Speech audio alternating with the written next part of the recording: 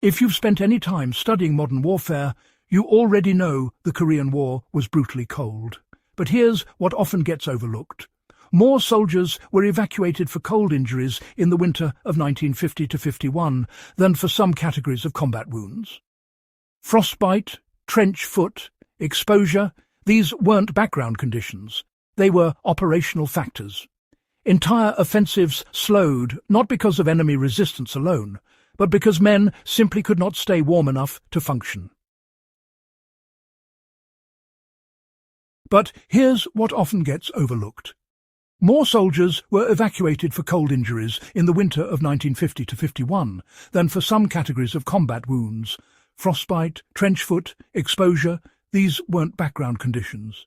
They were operational factors. Entire offensives slowed not because of enemy resistance alone, but because men simply could not stay warm enough to function.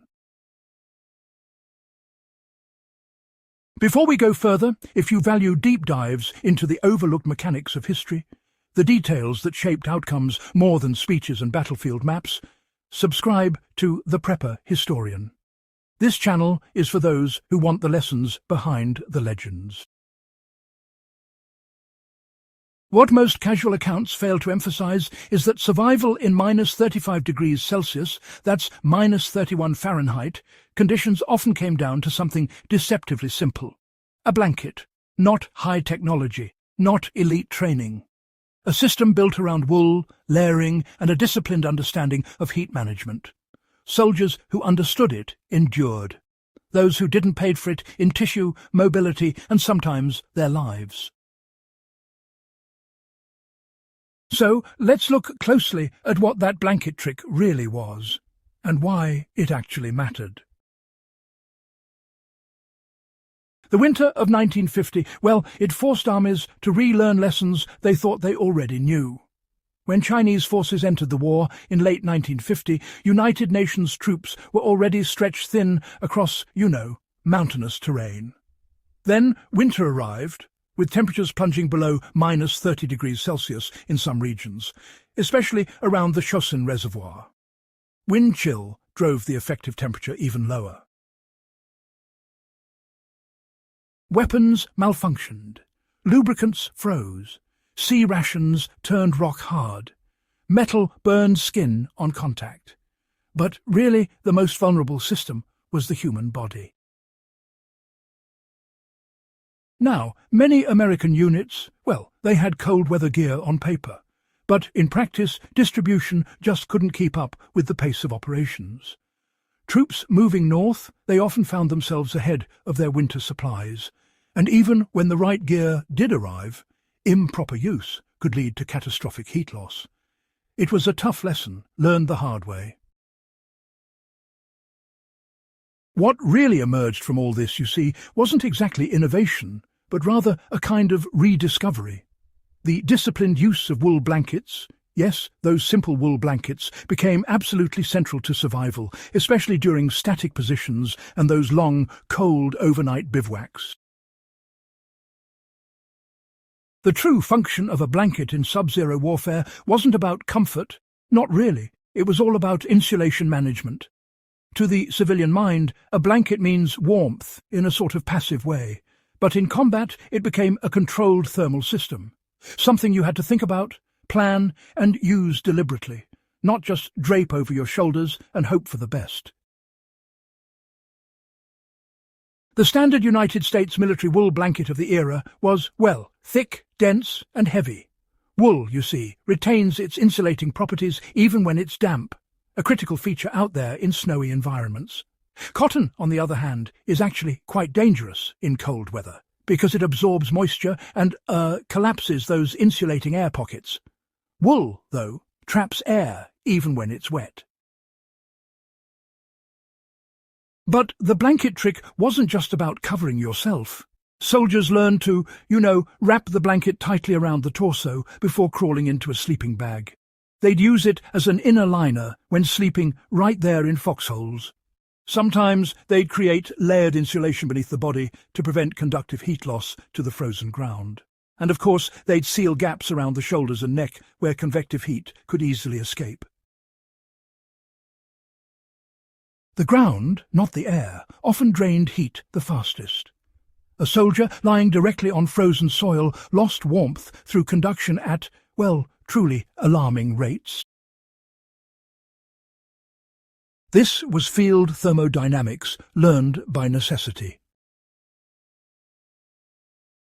At the Chosin Reservoir, survival often depended on how well you understood heat loss.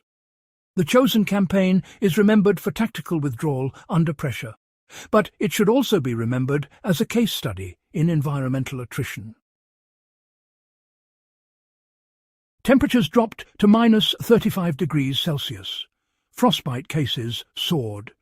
Marines reported that, simply removing gloves for a minute to handle equipment could result in numbness that didn't reverse for hours.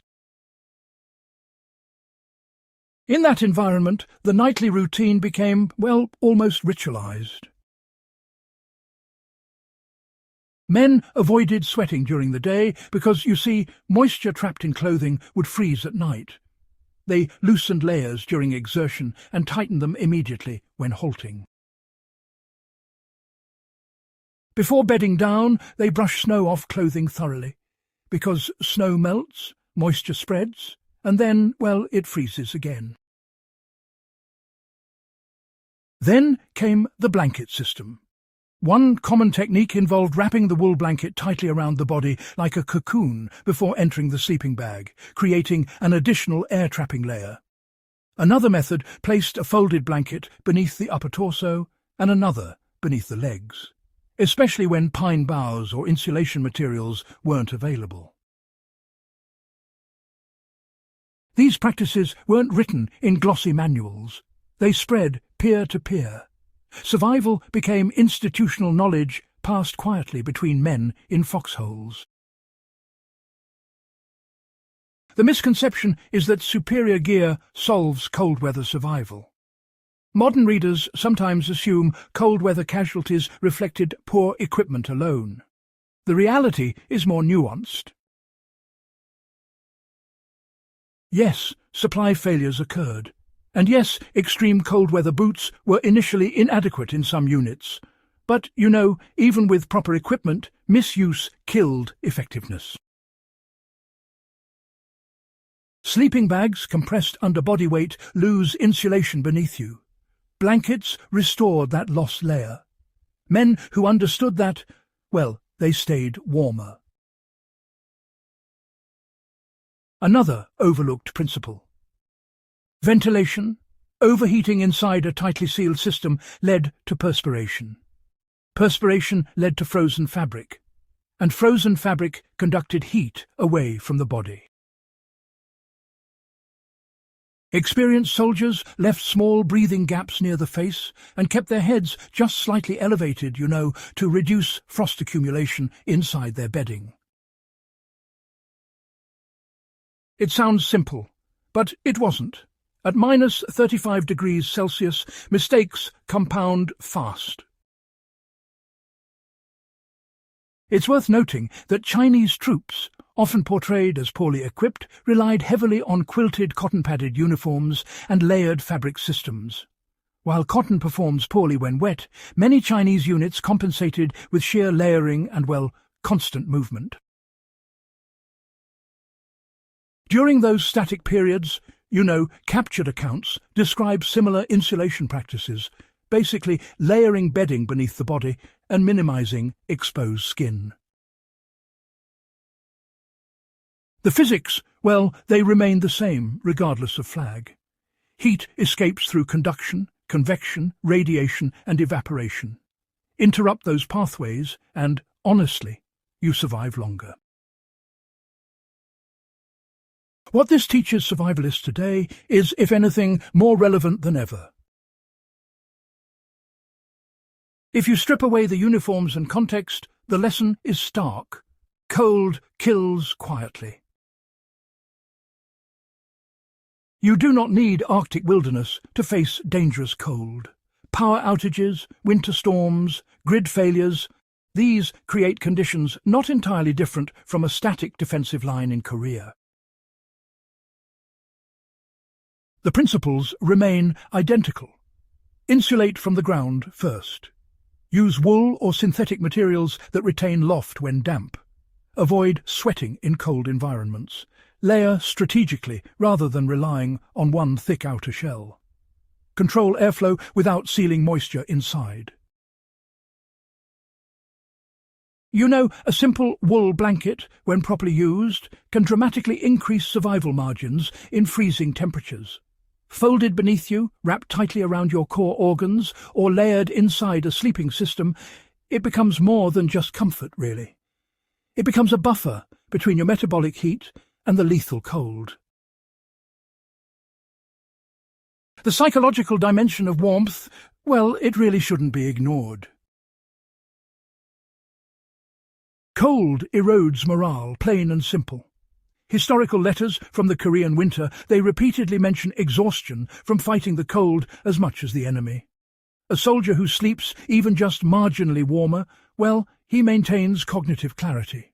Decision-making improves, and dexterity, it lasts longer. The blanket, then, wasn't just insulation, it was psychological reinforcement. It created a boundary, a small domain of retained warmth in an environment intent on stripping it away. Why this story rarely gets told in depth. Strategic narratives dominate military history. We discuss generals, troop movements, geopolitical implications. Environmental adaptation becomes a footnote. Yet winter reshaped operational timelines. Cold injuries reduced combat strength. Logistics strained under frozen terrain. You know, understanding how soldiers actually survived the night tells us as much about the war's reality as any battlefield map. And, well, it reminds us that technology doesn't eliminate fundamental survival physics. It only modifies them. The quiet truth about survival in extreme cold is that the blanket trick wasn't glamorous, it didn't win medals, and honestly, it didn't appear in headlines. But night after night, in frozen foxholes across Korea, it preserved hands, feet, and lives. Serious students of history recognize that wars are not fought only in dramatic charges or political chambers. They are endured in the unlit hours when a soldier's greatest threat is not incoming fire, but the slow theft of body heat. If you're studying preparedness today, understand this. Sophisticated systems can fail. Supply lines can break. Temperatures can drop beyond forecasts. But insulation, layering, and disciplined heat management remain timeless. The men who survived minus 35 degrees Celsius nights did so not because they were superhuman, but because they respected the cold and adapted to it with the tools they had. That's the lesson worth carrying forward.